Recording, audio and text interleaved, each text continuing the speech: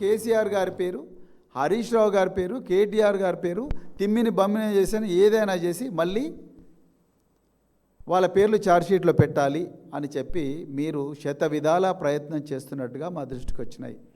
అదేవిధంగా ఈ కేసులో ఒక సీనియర్ జర్నలిస్టును కూడా మీరు ఇరికిచ్చిన అతన్ని ఒక అక్రమ కేసులో, టాపిక్ కేసులో ఆయనకు సుప్రీంకోర్టులో యాంటిసిపేటరీ బెయిల్ అంటే ముందస్తు బెయిల్ వస్తుందన్న భయంతో మీరు ఆయన మీద ఒక అక్రమ కేసు పెట్టి ఆ అక్రమ కేసులో ఆయనను 45 రోజులు జైల్లో పెట్టి ఇప్పుడు మళ్ళీ ఆయనతోనే హరీష్ రావు గారి పేరు చెప్తావా లేకపోతే నీ బెయిల్ క్యాన్సిల్ చేయించాలనా అని చెప్పి మీరు ఆయన భయపెట్టిస్తున్నట్టుగా కూడా మా దృష్టికి వచ్చింది.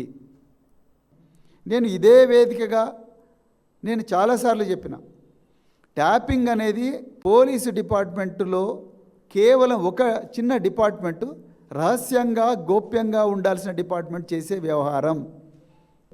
అది కోర్టులో కూడా దానికి సంబంధించి ఎలాంటి రిమాండ్ సీడీలు సబ్మిట్ చేయకూడదు.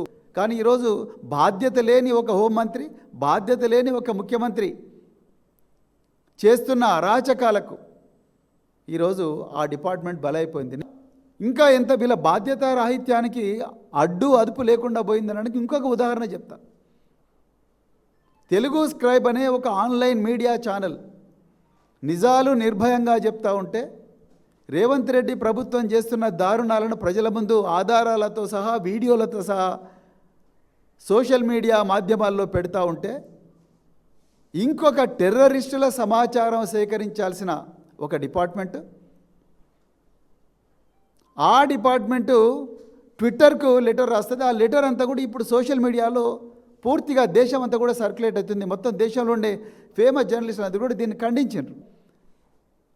పోలీసు అధికారులకు దయచేసి నేను రిక్వెస్ట్ చేస్తున్నా, మీరు ముఖ్యమంత్రి గారు ఇస్తున్న అక్రమ ఆదేశాలతోని మీరు చేయకూడని తప్పులు చేస్తూ ఉన్నారు. ఈ ట్యాపింగ్ కేసులో ఉండే ఒక జర్నలిస్టును, నిందితుడిగా మీరు చేర్చిన ఒక జర్నలిస్టును మీరు మళ్ళీ మళ్ళీ పిలిచి నువ్వు హరీష్ రావు పేరు చెప్పవా లేకపోతే బిడ్డ నువ్వు మళ్ళీ జైలుకు పోతావు, నీకు ప్రమాదంలో ఉంటుంది అని చెప్పి మీరందరూ కూడా టార్చర్ చేస్తున్నారన్న విషయం మాకు తెలుస్తూ ఉన్నది.